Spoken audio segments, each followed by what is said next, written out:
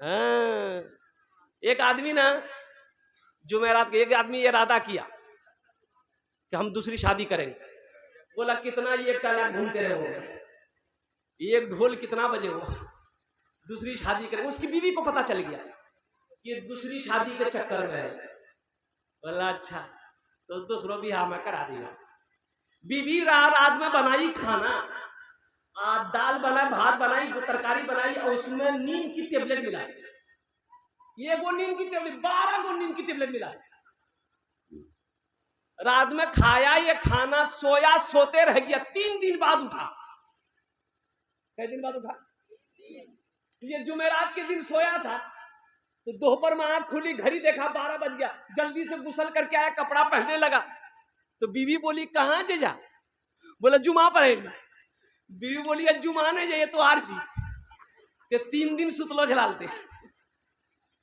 सुनने में आया कि आप दूसरी निकाह करने के चक्कर में हैं। तो बीवी बोली को इरादा छोड़ दीजिए, अभी 3 दिन सुलाए हैं, इरादा अगर नहीं छोड़े तो ऐसी टेबलेट खिलाएंगे ना कयामत में उठिएगा। बोले नहीं नहीं करेंगे। हाँ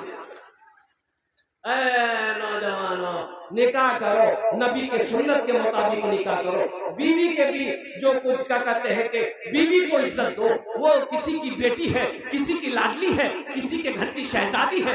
बीवी से मोहब्बत करना। अल्लाह के रसूल ने इरशाद फरमाया तुम में सबसे बेहतर वो है, अच्छा वो है जो अपनी बीवी के साथ अच्छा सलूक करता हो। बात समझ में आ रही है भाई? बात समझ में आ रही है? तुम में सबसे अच्छा वो है जो अपनी बीवी के साथ अच्छा सलूक करता हो। कुर्बान जाओ, तुम में सबसे अच्छा वो है जो अपनी बीवी के साथ अच्छा सलूक करता हो। कुर्बान जाओ नौजवानों, इसलिए अपनी बीवी को इज्जत दो, अपनी बीवी से मोहब्बत करो। जब एक मियाँ बीवी आपस में मोहब्बत से बात करता है, गुफ्तगू करता है, अल्लाह मुस्कुराता है, अल्लाह खुश हो जाता है। फरिश्तों से मेरा अल्लाह कहता है तुम गवाह रहो, मैं इन दोनों से राजी। कितना बड़ा मकाम है, कितना बड़ा मकाम है।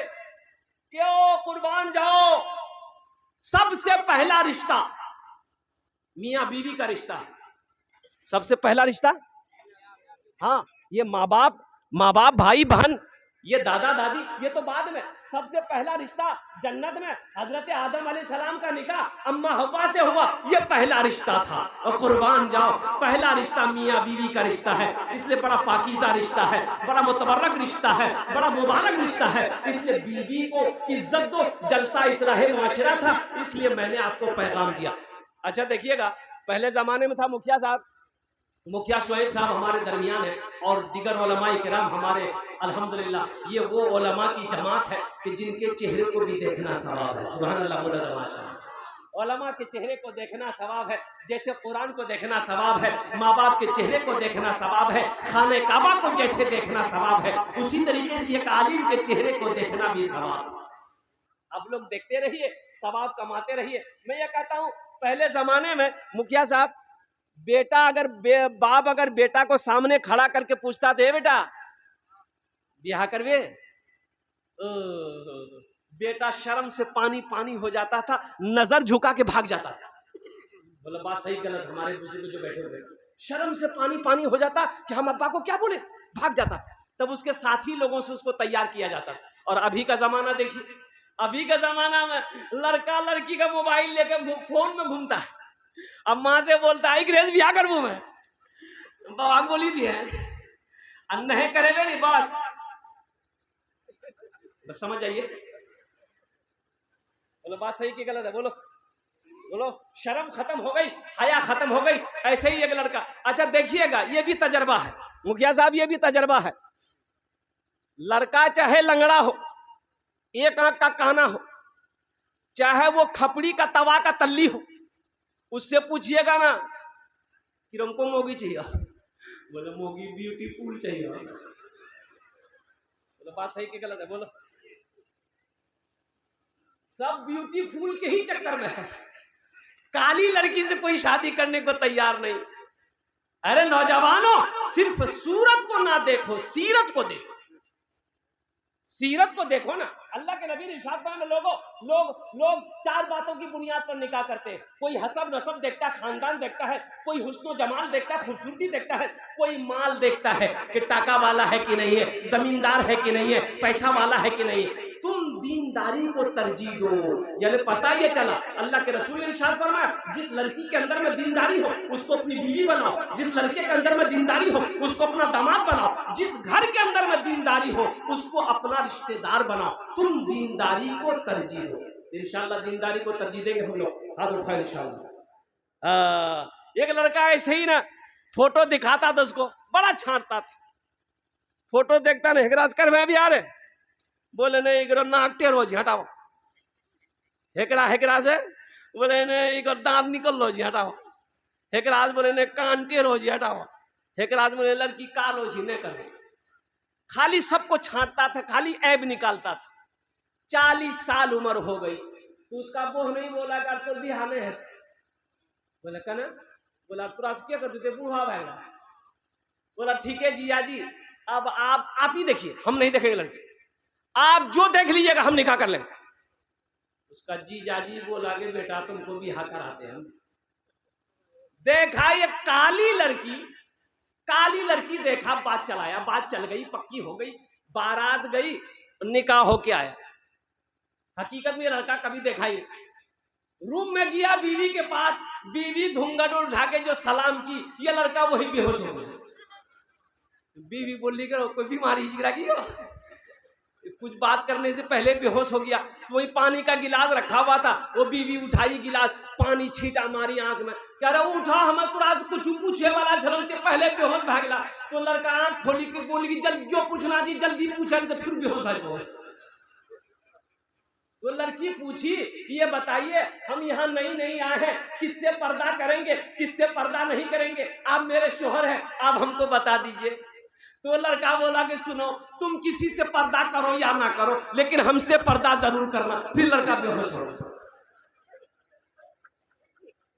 ए दुनिया वालों छोड़ दो आदत जहेज की, अच्छी नहीं हरीत रिवायत जहेज की, सबसे बड़ा जहेज है ए दोस्तों दुल्हन, फिर इसके बाद कुछ नहीं कीमत जहेज की।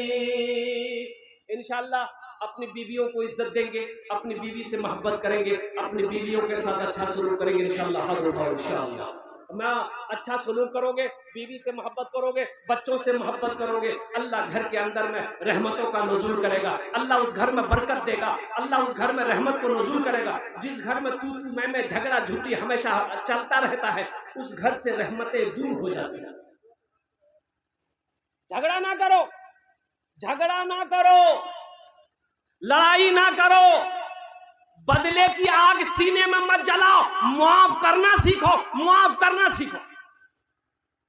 मेरा अल्लाह कहता है कि लोगों तुम मेरे बंदों की गलती को माफ कर दो। ये अल्लाह कहता है मेरे बंदों की गलती को तुम माफ कर दो, हम तुम्हारी गलती को माफ कर देंगे। मेरा अल्लाह कितना रहीम है। मेरा अल्लाह कहता है कि तुम मेरे बंदों की गलती को माफ कर दो, हम तुम्हारी गलती माफ कर देंगे। इसलिए बदला नहीं लेना है, किसी से बदला नहीं लेना है, अल्लाह के हवाले कर देना है। किसी ने गाली दिया है अल्लाह इसका इंसाफ करेगा, हमने तुम्हें माफ कर दिया है। झगड़ा नहीं करना है, लड़ाई नहीं करनी है, गाली नहीं देनी है, बदले की आग अपने सीने में नहीं जलाना है। इंशाअल्लाह जिस दिन ये दिल इन तमाम चीजों से पाक हो जाएगा वो इंसान अल्लाह का वली हो जाएगा, वो इंसान अल्लाह का वली हो जाएगा। इसलिए मेरे बच्चों नौजवानों अपनी जबान पे कभी गाली ना लाना, अपनी जबान से किसी को तकलीफ ना पहुंचाना। बुखारी शरीफ की हदीस है, अल्लाह के रसूल ने इरशाद फरमाया कि वो मोमिन नहीं, वो मुसलमान नहीं जिसके हाथ से जिसकी जबान से कोई मुसलमान परेशान है। इसलिए मेरे हाथ से, मेरी जबान से कोई मुसलमान परेशान ना हो, किसी को तकलीफ ना पहुंचे, किसी को ठेस ना पहुंचे, किसी को दुख ना पहुंचे। ये हमारा पैगाम है, ये मजहब इस्लाम का पैगाम है, ये अल्लाह के नबी जनाब मोहम्मद रसूलुल्लाह सल्लल्लाहु अलैहि वसल्लम का फरमान है। इसलिए मेरे बच्चों, नौजवानों, ये जलसा इस्लाही मुआशरा है, इस जलसे से एक पैगाम लेकर जाओ, इंशाअल्लाह अमल करेंगे। एक गांव में कभी जलसा नहीं हुआ, वह जलसा हुआ। एक चचा मियाँ थे, उन्होंने सोचा कि पहली मर्तबा मेरे गांव में जलसा हो रहा है, तो जलसा देखने हम जाएंगे तो कम से कम नया कपड़ा होना चाहिए। गया अररिया, अररिया में जाके 5 मीटर कपड़ा खरीदा। अब कपड़ा खरीद करके आया जुम्मन चौक, दर्जी को बोला कि कपड़ा कुर्ता पजामा फिट फाट सियो, 1 नंबर सियो, हमको जलसा सुनने जाना है। दर्जी बोला कहला हला जिया जा। आज जलसा था, दोपहर में गया, कुर्ता पजामा छोड़ा के घर लाया, सोचा थोड़ा पहन के देख लेते हैं, ढीला ढाला तो नहीं है, फिट फाट है कि नहीं। कुर्ता पहना तो ठीक था, पैजामा जो पहना ना, देखा कि 4 उंगुल पैजामा बड़ा था। टेंशन में